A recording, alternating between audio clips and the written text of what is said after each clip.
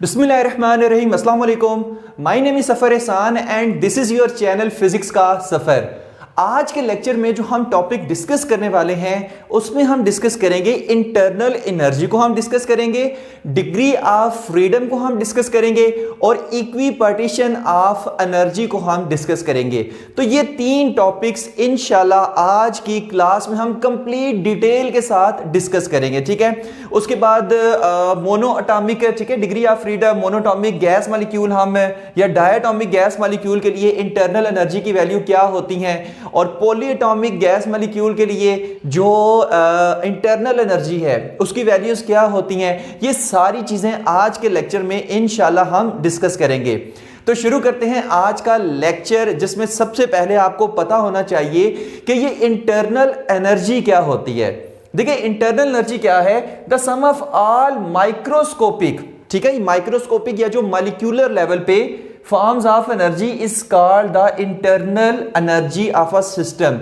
कि for example अगर हमारे पास ना एक सिस्टम है, सिस्टम किस तरह से, जैसे कि फॉर एग्जांपल हमारे पास एक कंटेनर है और कंटेनर के अंदर क्या है, गैस इनक्लोज्ड है, ठीक है, गैस इनक्लोज्ड है। अब इस गैस के मॉलिक्यूल्स के पास है हमारी कौन कौन सी एनर्जी है, मॉलिक्यूलर लेवल पे इसके अंदर कौन कौन सी एनर्जीज हैं, उनका सम जो होता है ना वो कहलाता है इंटरनल एनर्जी। अब देखिए वर्ड पे गौर करें, इंटरनल एनर्जी मतलब इसके अंदर गैस मॉलिक्यूल्स के अंदर, ठीक है, मतलब इस कंटेनर के अंदर ज़ाहिर है गैस इनक्लोज्ड है, उसके मॉलिक्यूल्स के पास कुछ एनर्जीज होंगी, तो उनका जो सम होता है ना उसको हम क्या कहते हैं, इंटरनल एनर्जी कहते हैं, ठीक है। अच्छा, इंटरनल एनर्जी को हम शो किससे करते हैं, हम इसको यू से शो करते हैं, ठीक है, इसका सिंबल क्या है, यू है। अब ये फिर हमारे पास क्या होती है, देखो जो मेन हमारे पास है इंटरनल एनर्जी क्या होती है, kinetic energy of molecules plus potential energy of molecules, ठीक है। अब किस तरह से वो चीज देखते हैं, सबसे पहले हम इसको डिस्कस करेंगे, उसके बाद हम इसको डिस्कस करेंगे, ठीक है। अच्छा, अब अगर हमारे पास कोई मॉलिक्यूल है, ठीक है, अब वो एक्स एक्सिस में भी मूव कर सकता है, वो वाई एक्सिस में मूव कर सकता है, वो जेड एक्सिस में मूव कर सकता है, ठीक है, एक्स में भी, वाई में भी, जी में भी मूव कर रहा है। तो इसकी वजह से, मूवमेंट की वजह से, मोशन की वजह से कौन सी एनर्जी है, ये ट्रांसलेशनल काइनेटिक एनर्जी है। ये कौन सी एनर्जी है, ट्रांसलेशनल काइनेटिक एनर्जी है। अच्छा, हो सकता है ये जो मॉलिक्यूल है ये रोटेट कर रहा हो, तो रोटेशन की वजह से कौन सी एनर्जी होगी, रोटेशनल काइनेटिक एनर्जी। अच्छा, फिर ये मॉलिक्यूल्स के पास वाइब्रेशनल काइनेटिक एनर्जी भी होती है, तो फिर हमारे पास काइनेटिक एनर्जी में कौन कौन सी आ जाएंगी, मॉलिक्यूल्स की translational kinetic energy, vibrational kinetic energy और रोटेशनल काइनेटिक एनर्जी। ओके, हो गया। अच्छा, पोटेंशियल एनर्जी में क्या आ जाएगा, देखो अगर हमारे पास दो मॉलिक्यूल्स हैं तो क्या इनके दरमियान में अट्रैक्शन की फोर्स होगी, होती है, ठीक है, मॉलिक्यूल्स के दरमियान क्या है, अट्रैक्शन की फोर्स होती है। तो इसकी वजह से जो एनर्जी होती है अट्रैक्टिव फोर्स की वजह से, उसको हम कहते हैं कि potential energy of molecules. Done हो गया। तो अब देखो काइनेटिक एनर्जी में translational kinetic energy, rotational kinetic energy, vibrational kinetic energy plus जो पोटेंशियल एनर्जी है। अब ये जो इनका सम है, ये जो इंटरनल एनर्जीज का ये जो सम है, ठीक है, जो हमारे पास इसकी अंदर की एनर्जी है उसी को हम क्या कहते हैं, इनके सम को हम कहते हैं इंटरनल एनर्जी। डन हो गया यहां तक, ओके हो गया। अच्छा, अब एक और यहां पर आते हैं कि आइडियल गैस, अगर हम बात करें ना आइडियल गैस की, ठीक है, तो आइडियल गैस में हम कहते हैं कि मॉलिक्यूल्स के आपस में कोई हमारे पास अट्रैक्टिव या रिपल्सिव फोर्स नहीं होती।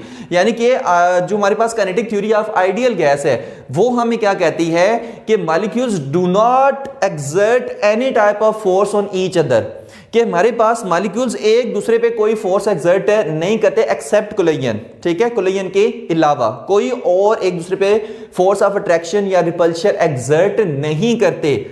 अच्छा, अगर इनके दरमियान कोई फोर्स एक दूसरे पे एक्सर्ट नहीं कर रहे, इसका मतलब है ये जो चीजें ना ये रियल गैस के लिए हैं। अगर हम आइडियल गैस की बात करें तो आइडियल गैस में फिर पोटेंशियल एनर्जी ऑफ मॉलिक्यूल्स क्या होगी, जीरो।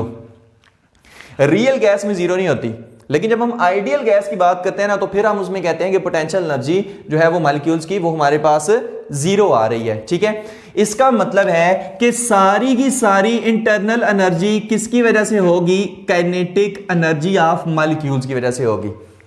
यानी कि translational kinetic energy, rotational kinetic energy, vibrational kinetic energy, ठीक है, इनका जो हमारे पास सम होगा वो ही क्या होगा? वो हमारे पास इंटरनल एनर्जी होगा। लेकिन कब? जब हम आइडियल गैस की बात कर रहे हैं और आइडियल गैस में पोटेंशियल एनर्जी ऑफ मॉलिक्यूल हम जीरो लेते हैं। ठीक है, कि कोई पोटेंशियल एनर्जी उनके पास नहीं है। डन हो गया। अच्छा, नेक्स्ट चीजों पे आप चलते हैं। डेफिनेशन तो हमारे पास होगी। नेक्स्ट कहता है कि इंटरनल एनर्जी क्या है? ये एक स्टेट फंक्शन है। ये क्या है? एक स्टेट फंक्शन है। अब इससे ऊपर जाने के लिए इसको डिस्कस करने से पहले हम ये सेकंड टर्म को डिस्कस करते हैं कि इंटरनल एनर्जी डिपेंड करती है टेम्परेचर के ऊपर। अगर आपको इंटरनल एनर्जी को बढ़ाना है तो आप क्या करोगे? सिस्टम को हीट दोगे, जिसकी वजह से टेम्परेचर बढ़ेगा तो इंटरनल एनर्जी भी बढ़ेगी, इंटरनल एनर्जी में चेंज आएगा। ठीक है, अच्छा, अब इस पे आते हैं। इंटरनल एनर्जी क्या है? स्टेट फंक्शन है। इंटरनल एनर्जी स्टेट फंक्शन इस तरह से है कि ये जस्ट इनिशियल और फाइनल पोजीशन पे डिपेंड करती है। जैसे फॉर एग्जांपल है, पहले इंटरनल एनर्जी कम थी, अब हमने टेम्परेचर दिया, इंटरनल एनर्जी ज्यादा हो गई है। अच्छा, इस पॉइंट पर इंटरनल एनर्जी कितनी थी, फिर ज्यादा होके इस पॉइंट पर इंटरनल एनर्जी कितनी आ गई है? सिर्फ हमें इन 2 पॉइंट से गर्ज है। अच्छा, कम से ज्यादा किस तरह हुई है, किस प्रोसीजर से हुई है, इससे हमें कोई गर्ज नहीं है। मैं फिर से कह रहा हूं कि इंटरनल एनर्जी क्या हुई है? कम से ज्यादा हुई है। हमें सिर्फ इतना इस चीज से गर्ज है कि पहले कम जब थी तब कितनी थी, अब जब ज्यादा हुई है अब कितनी है, यानी इनिशियल कितनी थी, फाइनल कितनी है, बस इससे हमें गर्ज है। अब कम से ज्यादा कैसे हुई है, हमें इससे कोई गर्ज नहीं है, हमें इसके प्रोसीजर से कोई गर्ज नहीं है। हमें जस्ट भाई बता दो इनिशियल और फाइनल इंटरनल एनर्जी, बस ये हमें पता होना चाहिए। बस इस वजह से हम इस चीज को हम कहते हैं कि स्टेट फंक्शन है। स्टेट फंक्शन का मतलब है कि इंटरनल एनर्जी पाथ पे डिपेंड नहीं करती। ठीक है, it does not depend upon the path है, तो पाथ पे डिपेंड नहीं करती, जस्ट इनिशियल और फाइनल पॉइंट पे डिपेंड करती है। नेक्स्ट आता है इंटरनल एनर्जी साइक्लिक प्रोसेस के अंदर जीरो होती है। इंटरनल एनर्जी क्या होती है? साइक्लिक प्रोसेस के अंदर जीरो होती है। जैसे कि मैंने कहा था कि इंटरनल एनर्जी इनिशियल और फाइनल पॉइंट पे डिपेंड करती है। अब देखो, जैसे कि ना हमारे पास फॉर एग्जांपल था delta U is equal to U F final internal energy minus initial internal energy. Okay हो गया। अच्छा, अब कोई इंटरनल एनर्जी फॉर एग्जांपल ना एक साइक्लिक प्रोसेस है, मान लो यहां पर जो इसकी इंटरनल एनर्जी थी कुछ, अच्छा अब साइकिल यहां से चलता चलता चलता चलता चलता चलता दोबारा यहीं पर आ गया, तो मुझे बताओ इनिशियल पॉइंट जो था वही फाइनल पॉइंट है। तो अब इस केस के अंदर आपसे अगर कोई पूछे ना चेंज इन इंटरनल एनर्जी कितनी है, तो आप कहोगे इसमें change in internal energy zero है। जैसे फॉर एग्जांपल अगर आप किसी गैस को एक्सपेंड करते हो, एक्सपेंड करके दोबारा उसको उसी पॉइंट पर ले आते हो, ठीक है, एक्सपेंड हमने किया फिर हमने दोबारा उसको उसी पॉइंट पर ले आया, तो इनिशियल इंटरनल एनर्जी और फाइनल इंटरनल एनर्जी हमारे पास सेम आ गए। तो आपको कहा जाए चेंज इन इंटरनल एनर्जी कितना है, तो आप कहोगे जीरो है। ठीक है, बस इतना याद रखें साइक्लिक प्रोसेस के लिए, जहां से सिस्टम चला था कुछ चेंजेस होने के बाद दोबारा वहीं पर आ गया, तो इनिशियल और फाइनल इंटरनल एनर्जी वही होंगी, तो फिर फाइनल माइनस इनिशियल करेंगे तो change in internal energy zero आ जाएगा। ओके हो गया। अच्छा, नेक्स्ट एक और चीज याद रखिए कि हम इंटरनल एनर्जी को फाइंड नहीं कर सकते। हम हमेशा जब भी फाइंड करते हैं ना, हम चेंज इन इंटरनल एनर्जी को फाइंड करते हैं, डेल्टा यू को हम इसमें फाइंड करते हैं। अब क्यों नहीं फाइंड करते? क्योंकि इंटरनल एनर्जी को फाइंड करना एक कम्प्लेक्स प्रोसेस है, कौन अंदर की सारी एनर्जीज को कैलकुलेट करता रहे, वो एक कम्प्लेक्स प्रोसेस है। लेकिन change in internal energy delta U को हम फाइंड कर सकते हैं। कैसे?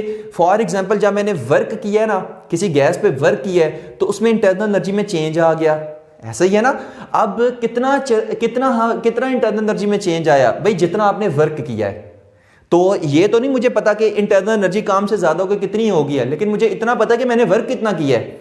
अब वही वर्क इंटरनल एनर्जी में चेंज हो गया, तो हम कहेंगे कि इतना इंटरनल एनर्जी में चेंज आ गया है। डन हो गया यहां तक? ओके हो गया। तो इंटरनल एनर्जी में चेंज हम फाइंड कर सकते हैं, लेकिन इंटरनल एनर्जी को हम फाइंड नहीं कर सकते। Change in internal energy find कर सकते हैं।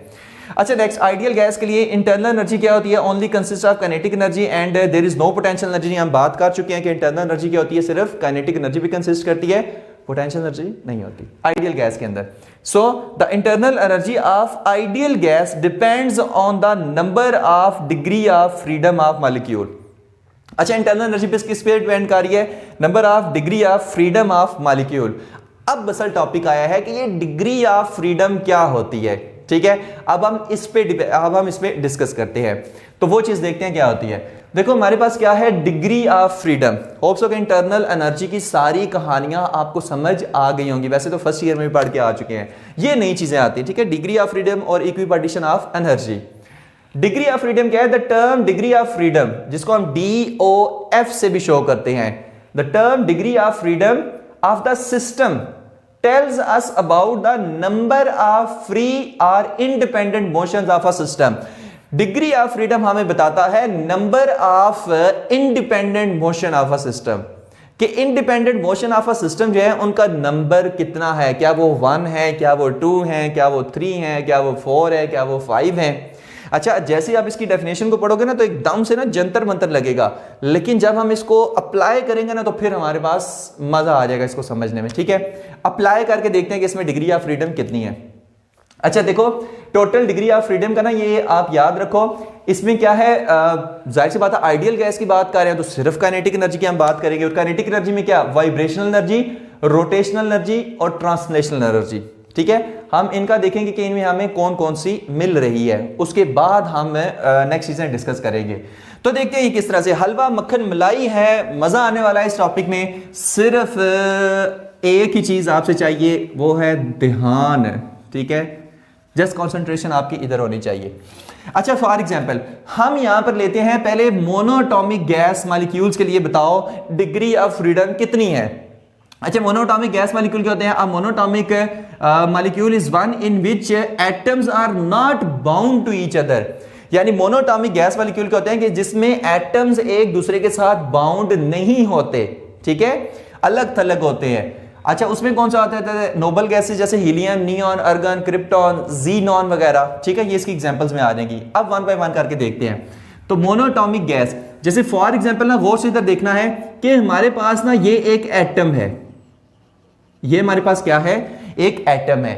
अच्छा, अब ये हमारे पास क्या है, एक्स एक्सिस में मूव कर सकता है।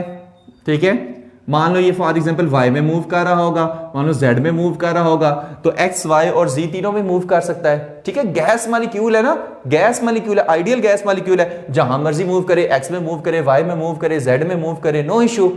तो अब ये जो हमारे पास ये मूव कर रहा है ना एक्स में, वाई में, जेड में, तो इसकी वजह से जो एनर्जी होगी ना वो इसकी ट्रांसलेशनल काइनेटिक एनर्जी होगी। वो क्या होगी? ट्रांसलेशनल काइनेटिक एनर्जी होगी। अब गौर से देखना है, पहले हम एक्स में देखते हैं। देखो अगर तो ऐसे एक्स में मूव कर रहा है ना, इधर जा रहा है, इधर जा रहा है, इधर जा रहा है, इधर जा रहा है, तो एक्स में मूव करने की वजह से इसकी kinetic energy, translational kinetic energy कितनी होगी? हाफ mv(x) का स्क्वायर, क्योंकि एक्स में है। ओके हो गया। अच्छा, अगर यही मॉलिक्यूल जो है या जो एटम है ये हमारे पास इस तरह से मूव कर रहा है वाई एक्सिस में, तो फिर हमारे पास इसके पास ट्रांसलेशनल काइनेटिक एनर्जी कितनी होगी? हाफ mv(y) का स्क्वायर। और अगर यही z में मूव कर रहा है, ठीक है, z में मूव करने का मतलब होता है इस तरह से, x में ये, y में ये और z में ये। ठीक है, यहां पे बनाने में हो सकता है ये ऐसे बोर्ड के बाहर की तरफ आ रहा होता है। तो इसमें काइनेटिक एनर्जी कितनी होती है? हाफ mv(z) का square, translational kinetic energy. Done हो गया। अच्छा, अब ट्रांसलेशनल डिग्री ऑफ फ्रीडम क्या होगी? हाफ mv(x) का स्क्वायर प्लस हाफ mv(y) का स्क्वायर प्लस हाफ mv(z) का स्क्वायर। सिर्फ ट्रांसलेशन की बात कर रहे हैं। अच्छा, शुरू में ना ये अक्सर बोरिंग से लगती है कि सर क्या कर रहे हैं, क्या कर रहे हैं, लेकिन जब हम इसको मोनोटॉमिक गैस को कंप्लीट पढ़ लेंगे, आहिस्ता आहिस्ता सारी चीजें समझ आ जाएंगी। बस थोड़ा सा बर्दाश्त इसमें करना है, गौर से सुनना है। कितनी टर्म आ रही हैं? या कहो कि यहां पर ना नंबर ऑफ फ्री और इंडिपेंडेंट मोशन ऑफ सिस्टम, या आपको कि नंबर ऑफ फ्री और इंडिपेंडेंट टर्म्स, ठीक है, ऑफ मॉलिक्यूल्स। अच्छा, वो किस तरह से? देखो, एक टर्म ये है हाफ mv(x) का स्क्वायर, एक टर्म ये है हाफ mv(y) का स्क्वायर, एक टर्म ये है हाफ mv(z) का स्क्वायर। तो टोटल इसमें इंडिपेंडेंट टर्म्स कितनी है? आप कहोगे 3 है। किस तरह से? 1 2 3। तो ट्रांसलेशनल डिग्री ऑफ फ्रीडम में डिग्री ऑफ फ्रीडम कितनी आ रही है? 3 आ रही है। आपने ना सिंपल कुछ भी नहीं करना भाई, नंबर ऑफ टर्म्स बस गिन लेनी है। अब x y पे नहीं डिपेंड करती, y x पे नहीं डिपेंड करती है, x z पे नहीं डिपेंड करती है, इंडिपेंडेंट टर्म है। ये क्या है? इंडिपेंडेंट टर्म है। और नंबर ऑफ इंडिपेंडेंट टर्म्स, यही हमारे पास क्या है? डिग्री ऑफ फ्रीडम है। अब नंबर किस तरह से भाई? गिन लो, बस गिन लो सिंपल, 1 2 3, कितना आ गया? 3। तो degree of freedom, translational degree of freedom कितनी आई? 3 आई। यहां तक ओके है। अच्छा, अब यहां पर ना मैंने क्या कहा था कि इन सब को आपने फाइंड करना है। अच्छा, एक तो ट्रांसलेशन हमारे पास हो गई, ये हमारे पास कितनी आई है? ये हमारे पास आई है 3। ये हमारे पास कितनी आई है? 3 आई है। अच्छा, रोटेशनल का देखते हैं, रोटेशनल का देखते हैं। जैसे फॉर एग्जांपल ये मॉलिक्यूल है या मान लीजिए एटम है और ये ना इस तरह से रोटेट कर रहा है, ठीक है, स्पिन मोशन कर रहा है, या आप क्या कह लें कि ये रोटेट कर रहा है। अच्छा, रोटेशन की वजह से कौन सी एनर्जी होती है? Rotational kinetic energy, rotational kinetic energy. तो रोटेशनल काइनेटिक एनर्जी का फार्मूला क्या होता है? Half I omega square. Rotational kinetic energy का फार्मूला क्या होता है? ई रोटेशनल, इसका फार्मूला क्या होगा? Half I omega square. और ये क्या कर रहा है? इस तरह से रोटेट कर रहा है। अब रोटेशन की वजह से देखो इनर्शिया, इनर्शिया हमारे पास क्या होता है? I is equal to M R square. अच्छा, यहां पर देखो ये रोटेशन है ऐसे ना, छोटे भाई एटम या मॉलिक्यूल कितना है? बहुत ज्यादा छोटा है ना। अच्छा, जब ये ऐसे ऐसे रोटेट करेगा तो इसका मोमेंट ऑफ इनर्शिया बहुत ज्यादा छोटा हो जाएगा। क्यों? क्योंकि जिस रेडियस के अंदर ये रोटेट कर रहा है वो रेडियस बहुत ज्यादा छोटा है। अगर ये छोटा है तो मोमेंट ऑफ इनर्शिया बहुत ज्यादा छोटा होगा। क्यों? ओ भाई इतना सा मॉलिक्यूल है, ये रोटेट कर रहा है, तो रेडियस कितना ज्यादा छोटा होगा जिसमें ये रोटेट कर रहा है, तो उसकी वजह से मूवमेंट ऑफ इनर्शिया कितना होगा? बहुत ज्यादा छोटा। अगर ये मूवमेंट ऑफ इनर्शिया बहुत ज्यादा छोटा होगा तो फिर हमारे पास रोटेशनल काइनेटिक एनर्जी वो भी बहुत ज्यादा छोटी होगी। तो हम इसको क्या ले लेंगे? जीरो ले लेंगे। हम इसको क्या ले लेंगे? हम कहेंगे कि इसमें जीरो है। तो इसमें रोटेशनल क्या हमारे पास आई? जीरो आई। अच्छा, वाइब्रेशनल, वाइब्रेशनल में हम कहते हैं देखो वाइब्रेशनल एनर्जी सिग्निफिकेंट होती है कब? हाई टेम्परेचर के ऊपर। हाई टेम्परेचर के ऊपर वो आपको महसूस होती है। लेकिन यहां पर जो हम सारी कहानियां करेंगे ना वो हम नॉर्मल टेम्परेचर पे करेंगे, नॉर्मल टेम्परेचर। और नॉर्मल टेम्परेचर पे हर एक में हम वाइब्रेशनल काइनेटिक एनर्जी जो है ना वो हम जीरो लेंगे। ठीक है, कि हम कहते हैं नॉर्मल टेम्परेचर के ऊपर कोई वाइब्रेशनल काइनेटिक एनर्जी नहीं होती। ओके हो गया, मतलब इतनी कम होती है कि हम उसको निगलेक्ट कर देते हैं। तो इसमें फिर वाइब्रेशनल कितनी आ जाएगी? जीरो आ जाएगी। ठीक है, अब देखो total degrees of freedom, vibrational कितनी आई? जीरो, रोटेशनल कितनी आई? जीरो, और ट्रांसलेशनल कितनी आई? 3। 1 2 3 डिग्री ऑफ फ्रीडम कितनी आई? 3। इसका मतलब यह हुआ कि मोनोटॉमिक गैस के लिए, मोनोटॉमिक गैस मॉलिक्यूल के लिए डिग्री ऑफ फ्रीडम, ठीक है, जिसको हम किससे शो करते हैं? एफ के साथ शो करते हैं, वो कितनी आई? 3 आई। अब ये यूज कहां पर करते हैं, ये फार्मूला कैसे आता है, वो सारी आगे जाके इक्विपार्टीशन ऑफ एनर्जी में डिस्कस करेंगे। अभी के लिए हम सर इतना डिस्कस कर रहे हैं कि पॉलीटॉमिक के लिए डिग्री ऑफ फ्रीडम कितनी होती है, डायटॉमिक के लिए डिग्री ऑफ फ्रीडम कितनी होती है, उसके बाद मोनोटॉमिक के लिए डिग्री ऑफ फ्रीडम कितनी होती है। हम जस्ट ये फाइंड कर रहे हैं। अभी हमने किसके लिए फाइंड की? मोनोटॉमिक के लिए। वो कितनी आई? 3 आई। सही है। कैसे? ट्रांसलेशन का पहले देखो, रोटेशनल का फिर देखो, फिर वाइब्रेशनल का देखो, तीनों को प्लस करो, जो भी आंसर है वो डिग्री ऑफ फ्रीडम है। ठीक हो गया। अच्छा, नेक्स्ट अब हम बात करते हैं डायाटॉमिक गैस मॉलिक्यूल के लिए। ठीक है, ये तो एक स्फीयर की तरह है ना। अच्छा, डायाटॉमिक गैस के लिए गौर से सुनना है, फिर से यही स्टेप हम रिपीट करेंगे, गौर से सुनना है। Diatomic ideal gases are made up of 2 atoms joined rigidly, 2 atoms joined rigidly. अच्छा, ये किस तरह से? 2 atom join rigidly to one another through a bond, कि हमारे पास 2 एटम्स जो है ना एक कोवेलेंट बॉन्ड के जरिए से आपस में ना ऐसे जुड़े हुए होंगे, तो ऐसे मॉलिक्यूल को हम कहते हैं डायाटॉमिक गैस मॉलिक्यूल। जैसे फॉर एग्जांपल ये हमारे पास हो गया डम्बेल की तरह।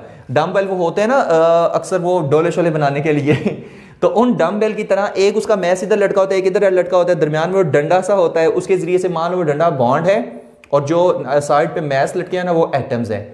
तो 2 एटम्स दरमियान में ये एक बॉन्ड के जरिए से जुड़े हुए हैं, तो ये हमारे पास क्या है? ये एक डायाटॉमिक मॉलिक्यूल है, डम्बेल की तरह होता है। ठीक है। अच्छा, जैसे for example hydrogen, oxygen, nitrogen वगैरह।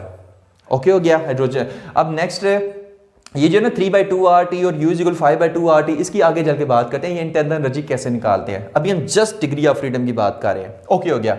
अच्छा देखो, अब ये जो हमारे पास डायटोमिक मॉलिक्यूल है ना, क्या ये हमारे पास एक्स एक्सिस में ऐसे मूव कर सकता है?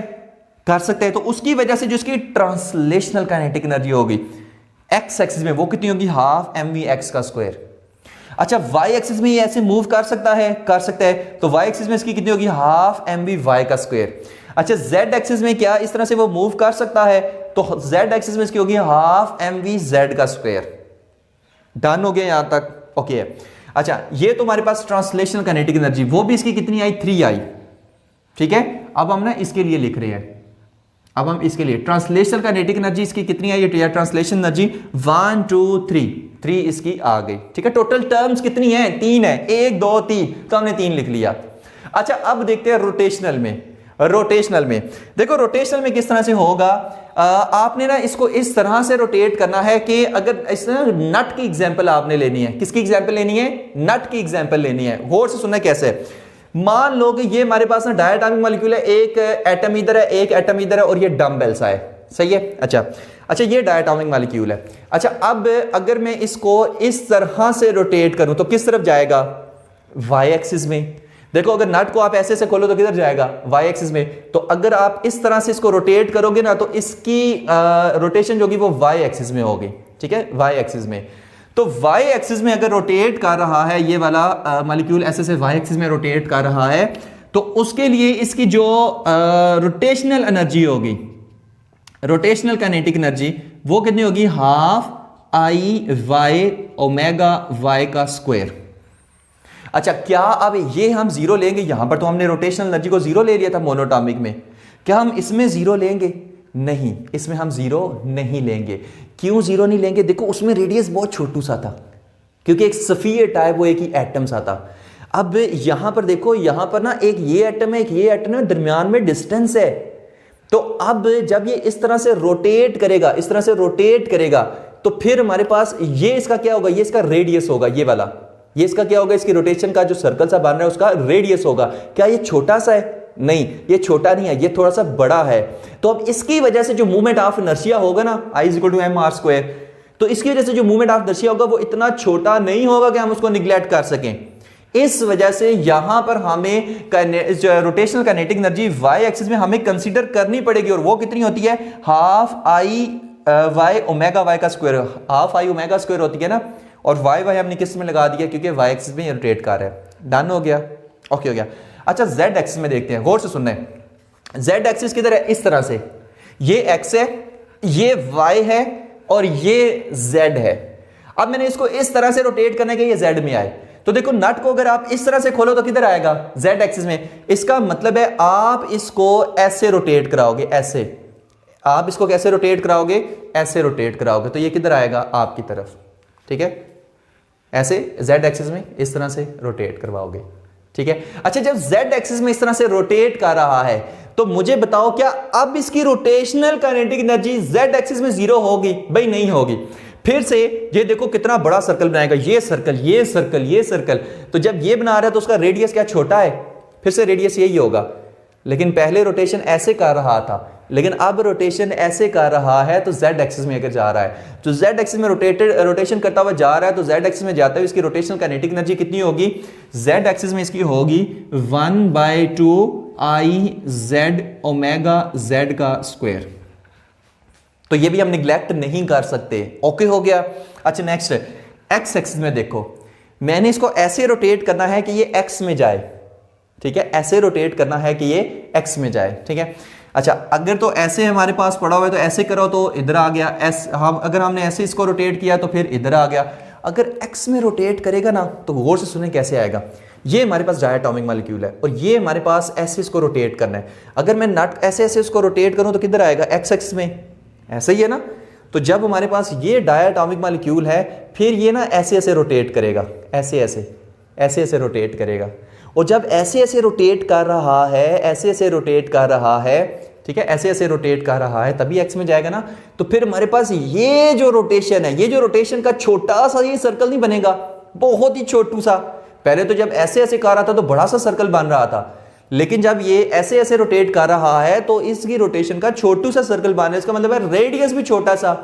अच्छा, जब रेडियस भी छोटा सा होगा इसका मतलब है मूवमेंट ऑफ इनर्शिया बहुत कम होगा, और मूवमेंट ऑफ इनर्शिया बहुत कम होगा तो इसमें हम जो रोटेशनल काइनेटिक एनर्जी है वो हम क्या लेंगे, वो हम जीरो लेंगे कि एक्स एक्सिस में जो रोटेशनल काइनेटिक एनर्जी है वो हम जीरो ले रहे हैं। क्यों? क्योंकि हमारे पास मूवमेंट ऑफ इनर्शिया बहुत कम आता है, रेडियस बहुत कम बनता है, जिसकी वजह से यहां पर हम इसमें क्या ले रहे हैं, जीरो ले रहे हैं। बात समझ आई? नहीं आई? ओके हो गया। तो उसको उसी तरह से रखना है, ठीक है। ये हमारे पास मॉलिक्यूल बिल्कुल बेटा एक्स एक्सिस में इस तरह से, वाई एक्सिस में इस तरह से, और जेड एक्सिस में इस तरह से, ठीक है। जेड एक्सिस में इस तरह से, ठीक है, वाई एक्सिस में इस तरह से, इसको ऐसे ही रखना है, और एक्स एक्सिस में इस तरह से, एक्स एक्सिस में इस तरह से, वाई एक्सिस में इस तरह से, और जेड एक्सिस में उसी को पड़े पड़े इस तरह से, ठीक है।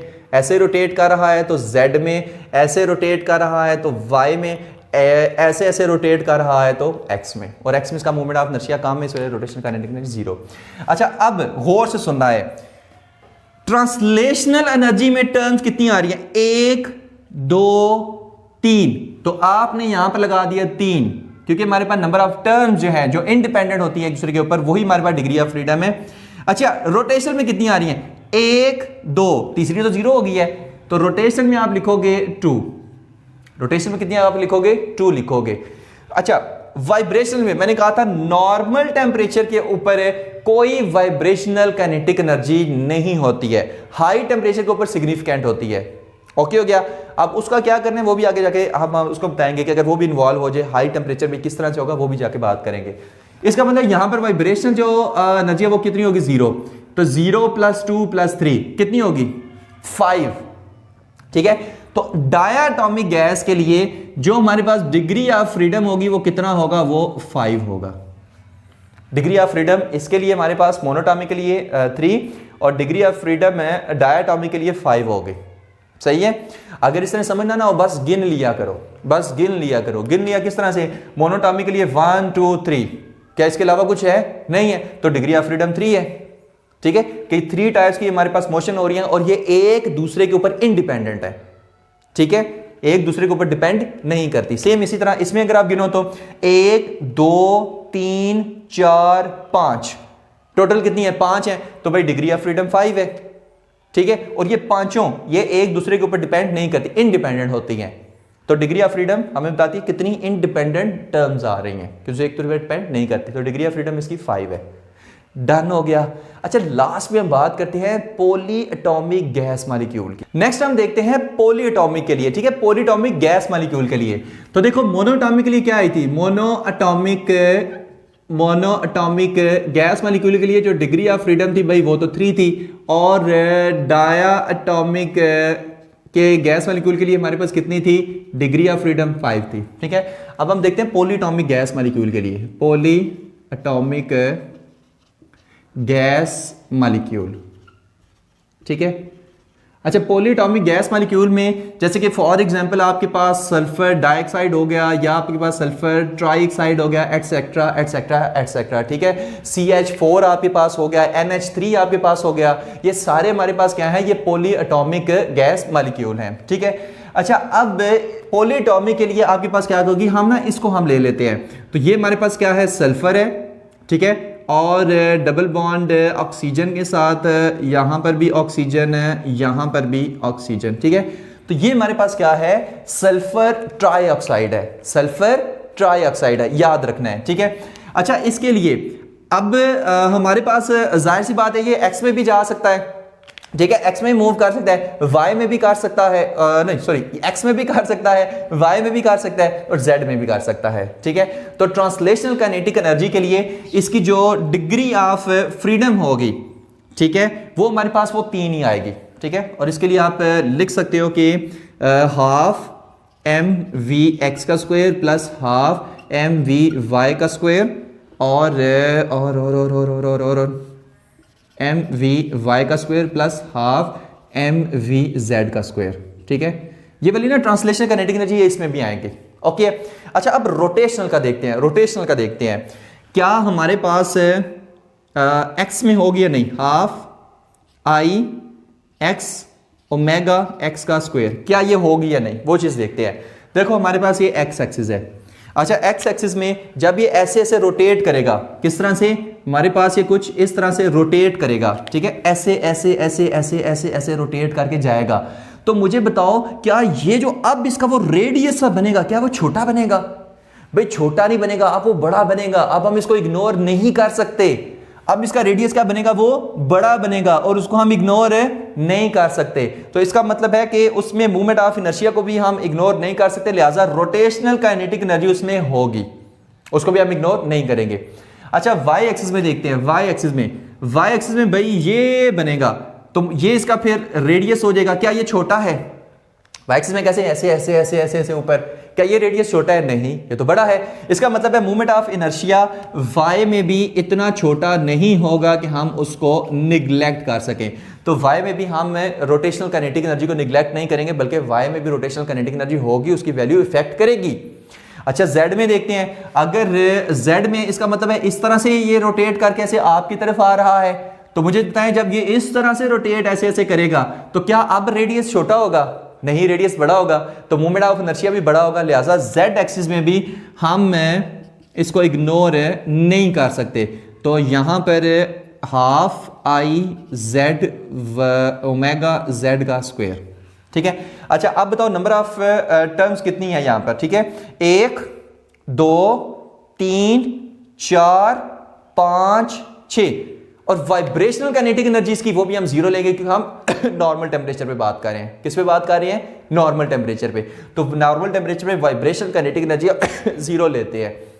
अच्छा, तो फिर हमारे पास 1 2 3 4 5 6 डिग्री ऑफ फ्रीडम इसकी कितनी आएगी? इसकी आएगी 6। इसकी कितनी आएगी? 6 आएगी, ठीक है। तो आप यहां पर पॉलीटॉमिक गैस मॉलिक्यूल के लिए F इज इक्वल टू कितना आएगा? 6 आएगा। तो डिग्री ऑफ फ्रीडम निकल आई, सही है। तो एक्चुअल में ना हम degree of freedom he find कर रहे हैं। मोनोटॉमिक के लिए 3 आई, डायटॉमिक के लिए 5 आई, पॉलीटॉमिक के लिए 6 आई। मोनोटॉमिक में 3 टर्म्स आ रही हैं, डायटॉमिक में 5 टर्म्स आ रही हैं, पॉलीटॉमिक में 6 टर्म्स आ रही हैं। तो इसकी डिग्री ऑफ फ्रीडम 3 5 और 6। इसी को हम आगे यूज करेंगे internal energy of monatomic gas molecule, internal energy of diatomic gas molecule और internal energy of polyatomic gas molecule के लिए हम इसको फाइंड करने के लिए यूज करेंगे, ठीक है। तो होप्स हो कि यहां तक आपको ये सारी चीजें समझ आ गई होंगी। और एक और चीज, अगर हम हाई टेम्परेचर की बात करें, हाई टेम्परेचर HT से हम शो कर रहे हैं, हाई टेम्परेचर पे हम वाइब्रेशन जो काइनेटिक एनर्जी है उसको निग्लेक्ट नहीं करेंगे। और हाई टेम्परेचर पर जो वाइब्रेशनल काइनेटिक एनर्जी है, ठीक है, वाइब्रेशनल एनर्जी है, उसकी वैल्यू हमारे पास 2 आया करेगी, ठीक है। तो जस्ट अगर आप हाई टेम्परेचर के लिए बात कर रहे हैं तो इसकी जो डिग्री ऑफ फ्रीडम है मोनोटॉमिक गैस के लिए वो 3 + 2 5 हो जाएगी, डायटॉमिक के लिए 5 + 2 7 हो जाएगी और पॉलीटॉमिक के लिए 6 + 2 8 हो जाएगी डिग्री ऑफ फ्रीडम, ठीक है। लेकिन आपसे नॉर्मली जो पूछा जाए वो नॉर्मल टेम्परेचर पे ही पूछा जाता है। हाई टेम्परेचर पे इसकी 5, इसकी 7, इसकी 8 हो जाएगी, लेकिन नॉर्मल टेम्परेचर पे ये 3 5 और 6 रहेगी, ठीक है। हाई टेम्परेचर पे साथ में ये वाइब्रेशन एनर्जी भी ऐड हो जाएगी ना, लेकिन नॉर्मल टेम्परेचर पे आपने जस्ट यही आपने याद करनी है। डन हो गया? होप सो जो अभी मैंने बात की है ना ये आपको समझ आ गई होगी। नेक्स्ट देखते हैं कि ये इक्वी पार्टीशन ऑफ एनर्जी क्या होती है। नेक्स्ट हमारे पास आता है law of equi partition of energy.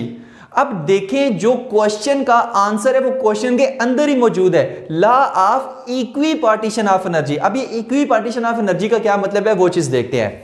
देखो, अगर हम बात करें ना मोनो एटॉमिक गैस मॉलिक्यूल की, तो उसके लिए हमारे पास ट्रांसलेशनल काइनेटिक एनर्जी सिर्फ आई थी और वो हमारे पास क्या थी? E, और वही हमारे पास उसकी इंटरनल एनर्जी भी थी जो कितनी आई थी? हाफ mv x का square plus half mv y का square plus half mv z का स्क्वायर, ठीक है। ये हमारे पास क्या था? हाफ mv y का स्क्वायर। अच्छा, अब यहां पर देखो जो इंटरनल एनर्जी है ना वो कहते हैं इक्वली डिस्ट्रीब्यूटेड है, कि जैसे फॉर एग्जांपल हमारे पास इंटरनल एनर्जी की वैल्यू हमारे पास है 60। कितनी है? 60 है। तो भाई फिर 20 ये होगी, 20 ये होगी, 20 ये होगी, तो 20 + 20 + 20 कितना आ गया? 60 आ गया। तो हमारे पास ना इक्वली इसको डिस्ट्रीब्यूट किया गया है, सही है। इसी को हम क्या कहते हैं कि ये हमारे पास क्या है? Law of equi partition of energy, okay हो गया, क्योंकि इन तीन टर्म्स के अलावा क्या कोई फोर्थ टर्म आ रही थी मोनोटॉमिक गैस मॉलिक्यूल में? आप कहेंगे नहीं सर, ये सिर्फ तीन आ रहे थे, इसकी डिग्री ऑफ फ्रीडम 3 थी, तो फिर हम कहेंगे इन तीनों में इक्वली डिस्ट्रीब्यूटेड एनर्जी होती है। ये नहीं होती कि इसकी ज्यादा होगी, इसकी कम होगी, इसकी ज्यादा होगी, नहीं, ऐसा कुछ भी नहीं है। जो हमारे पास टोटल होगी ना, वो इन तीनों का सम होगी और तीनों की इक्वली डिस्ट्रीब्यूटेड होगी। ओके हो गया। अच्छा, अब इसको डिफाइन वो कैसे करता है? कहता है कि the average kinetic energy associated with each molecule, हर एक मॉलिक्यूल के साथ जो average kinetic energy of molecule associate होती है, ठीक है, with each molecule with each degree of freedom, वो कितनी होती है? हाफ के टी, हाफ के टी। सही है। अब इसका क्या मतलब हुआ? फिर से देखो, average kinetic energy associated with each molecule with each degree of freedom, हर एक डिग्री ऑफ फ्रीडम में हर एक जो मॉलिक्यूल है उसकी जो एवरेज काइनेटिक एनर्जी होगी वो कितनी होगी? वो हाफ के टी होगी। सही है। जैसे ना उसने इसको नाम दे दिया, किस तरह से? जैसे फॉर एग्जांपल ये कितना होगा? ये हाफ के टी होगा। ये हमारे पास लॉ कहता है, लॉ ऑफ इक्विपार्टीशन हमारे पास कहती है ये कितनी होगी? हाफ के टी। ये कितनी होगी? हाफ के टी। ये कितनी होगी? हाफ के टी। फिर से देखो मैंने क्या कहा है, ये कितनी होगी? हाफ के टी। ये कितनी होगी? हाफ के टी। ये कितनी होगी? हाफ के टी। तो हर मॉलिक्यूल के जो ई डिग्री ऑफ फ्रीडम के साथ जो एवरेज हमारे पास काइनेटिक एनर्जी एसोसिएट होगी वो कितनी होगी? हाफ के टी। इसके साथ भी हाफ के टी, इसके साथ भी जो एनर्जी एसोसिएट है वो भी हाफ के टी, इसके साथ जो एनर्जी है वो भी हाफ के टी। ठीक है, तो सब के साथ हाफ के टी। बस इतना याद कर ले, आपकी ये सारी प्रॉब्लम सॉल्व हो जाएंगी। किस तरह से? जैसे फॉर एग्जाम्पल यहां पर देखो, इसके साथ जो एसोसिएट है वो भी कितनी? हाफ के टी। इसके साथ है वो भी हाफ के टी, इसके साथ है वो भी हाफ के टी। ठीक है, टेम्परेचर इंक्रीज होगा तो इंक्रीज हो जाती है। अच्छा, इसमें के क्या है? Boltzmann constant. के क्या है? Boltzmann constant. टी क्या है? हमारे पास एब्सोल्यूट टेम्परेचर है। और अगर के की वैल्यू निकालनी हो तो आप इसको इस फार्मूले के जरिए से निकालते हैं, आर डिवाइडेड बाई एन। बाद में इन चीजों को जोड़ेंगे तो हलवा मक्खन मलाई हो जाएंगी। K is equal to R by N. R क्या है? जनरल गैस कांस्टेंट जिसकी वैल्यू 8.314 होती है। एन क्या है? Avogadro's number. तो आर डिवाइडेड बाई एन करेंगे तो हमारे पास K की वैल्यू निकल आएगी। K क्या है? बोल्ट्जमैन कांस्टेंट है। अभी जस्ट इतनी बातें याद रखनी है। अब असल कहानी शुरू हुई है। ठीक है, पहले मैं करता हूं किसके लिए? मोनोएटॉमिक गैस मॉलिक्यूल के लिए। किसके लिए? मोनोएटॉमिक गैस मॉलिक्यूल के लिए। ठीक है, मतलब मोनोटॉमिक के लिए हम ये डिस्कस कर रहे हैं। ठीक है, अच्छा देखो ये क्या है? किसकी एनर्जी? मोनोटॉमिक गैस मॉलिक्यूल की। देखो हाफ के टी प्लस हाफ के टी प्लस हाफ के टी कितना होगा? ये होगा 3/2 के टी। हाफ के टी प्लस हाफ के टी प्लस हाफ के टी कितना होगा? के टी कॉमन आ जाएगा, half plus half plus half, ये कितना होगा? 3/2 हो जाएगा। तो ये हमारे पास बनेगा एक मॉलिक्यूल की इंटरनल एनर्जी, वो कितनी बनेगी? 3/2 के टी। किसके लिए हम बात कर रहे हैं? मोनोटॉमिक के लिए बात कर रहे हैं। देखो हाफ के टी हाफ के टी हाफ के टी प्लस कर दो भाई 3/2 के टी, बस ओके हो गया। अच्छा, अब गौर से सुनना है, ये तो था एक मॉलिक्यूल के लिए, लेकिन अगर हमारे पास 1 मोल ऑफ गैस हो, उसकी कहे कि इंटरनल एनर्जी कितनी है, तो आप क्या करोगे?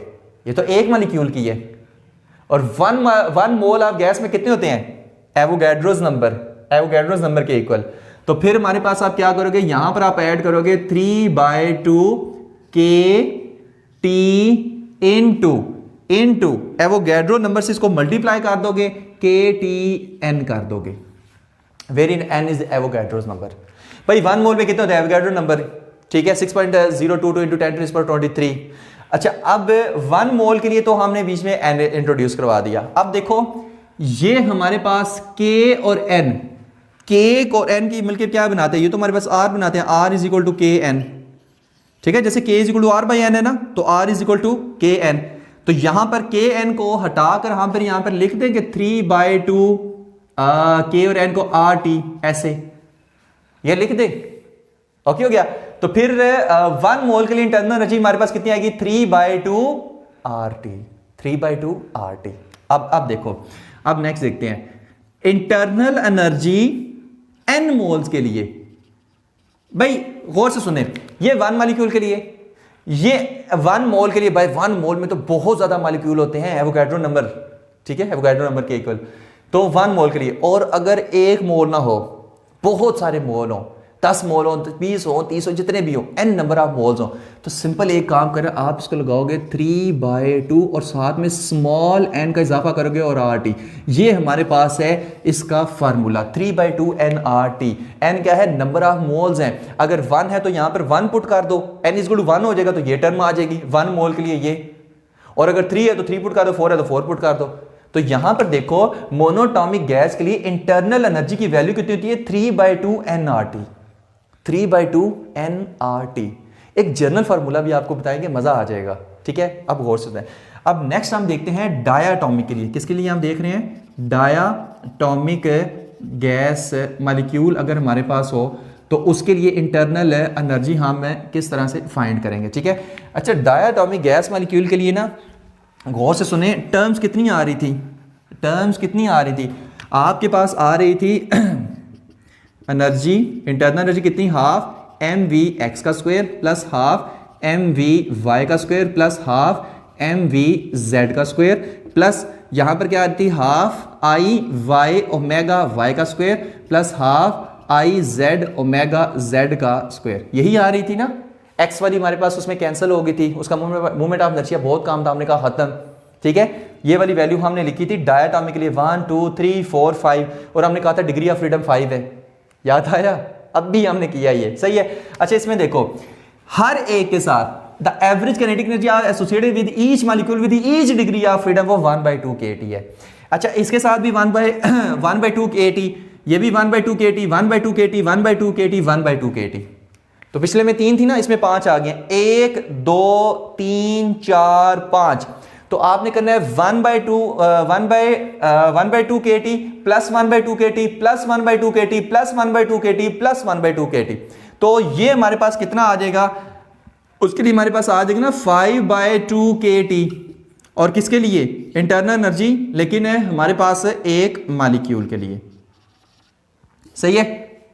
और इसी तरह यहां पर 5 यहां पर क्या आ जाएगा? 3 की जगह 5 आ जाएगा, यहां भी 3 की जगह 5 आ जाएगा, यहां भी 3 की जगह 5 आ जाएगा, यहां पर 3 की जगह क्या आ जाएगा? 5 आ जाएगा। तो n नंबर ऑफ मोल्स के लिए हमारे पास कितनी आ जाएगी? ये आएगा 5/2 nRT। ये हमारे पास आ जाएगी। सही है। 3 जहां जहां 3 आ रहा है ना वहां 5 लगा दो बस। तो फिर हमारे पास क्या है कि डायाटॉमिक गैस के लिए इंटरनल एनर्जी की वैल्यू कितनी आती है? U is equal to 5/2 nRT। Okay हो गया। अच्छा नेक्स्ट, इससे फिर हम एक फार्मूला ना बना लें। फार्मूला हमारे पास क्या है? यहां पर देखो मोनोटॉमिक के लिए डिग्री ऑफ फ्रीडम कितनी थी? 3। डिग्री ऑफ फ्रीडम कितनी थी? 3। अच्छा डायाटॉमिक के लिए यहां पर डिग्री ऑफ फ्रीडम कितनी थी? 5। यहां भी 5 आ रहा है। तो इसके लिए ना आप एक फार्मूला बना लो। मैं यहां पर लिखने वाला हूं, यहां पर आपको पास लिखने वाला हूं, ये जर्नल फार्मूला है। आप लिख लो U is equal to F/2 nRT। ये फार्मूला लिख लो, U is equal to F/2 nRT। अब इसमें F क्या है? डिग्री ऑफ फ्रीडम है। अच्छा अगर आप मोनोटॉमिक के लिए कार्य तो मोनोटॉमिक के लिए डिग्री ऑफ फ्रीडम कितनी है? 3। तो F की जगह 3 लगा लो तो 3/2 nRT, ये 3/2 nRT बन जाएगा। अच्छा डायाटॉमिक के लिए डिग्री ऑफ फ्रीडम कितनी है? F is equal to 5। यहां पर F की जगह 5 लगा लो तो 5/2 nRT आ जाएगा। अच्छा पॉलीटॉमिक के लिए कितनी होगी? पॉलीटॉमिक के लिए F की वैल्यू कितनी थी? 6 थी। तो यहां पर क्या आ जाएगा? 6/2 nRT आ जाएगा। यहां पर क्या आ जाएगा? 6/2 nRT आ जाएगा। सिंपल। ओके हो गया। तो ये आपके पास ना जर्नल फार्मूला है। अगर सिर्फ आपको गौर से सुनना है, अगर सिर्फ आपको डिग्री ऑफ फ्रीडम पता हो, मोनोटॉमिक की, डायाटॉमिक की, पॉलीटॉमिक की, सिर्फ डिग्री ऑफ फ्रीडम, तो जस्ट आपने वो डिग्री ऑफ फ्रीडम यहां पर पुट करनी है। आपके पास पता चल जाएगा कि वहां पर जो n नंबर ऑफ मोल्स के लिए जो हमारे पास उसकी इंटरनल एनर्जी, जितने भी नंबर आप उसमें मोल हो, उसके लिए इंटरनल एनर्जी की वैल्यू कितनी होगी। तो यहां से हम इसको फाइंड कर सकते हैं। है ना इजी? सिर्फ ये फार्मूला याद रखो, बाकी सारी कहानियां जानने दो। ओके हो गया। तो पॉलीटॉमिक के लिए 6/2 nRT हमारे पास आएगा। सही है। और अगर और फिर से बता रहा हूं कि ये नॉर्मल टेम्परेचर्स के लिए हैं, नॉर्मल टेम्परेचर के लिए। और अगर नॉर्मल टेम्परेचर नहीं हाई टेम्परेचर है तो फिर वाइब्रेशनल काइनेटिक एनर्जी बीच में इन्वॉल्व हो जाएगी। फिर हर एक की डिग्री ऑफ फ्रीडम में बस +2 इन्वॉल्व कर देना है। मोनोटॉमिक की 5 हो जाएगी, डायाटॉमिक की आपके पास 7 हो जाएगी, पॉलीटॉमिक की 8 हो जाएगी। तो फिर 5/2 nRT, 7/2 nRT, 8/2 nRT, लेकिन ये कब करना है? हाई टेम्परेचर पर। और अगर नॉर्मल टेम्परेचर हो तो बस ये काम आपने करना है। ठीक हो गया। तो ये था हमारा आज का लेक्चर। होप्स हो कि ये सारी चीजें आपको बेहतरीन तरीके से समझ आ गई होंगी। Thank you very much. Allah Hafiz.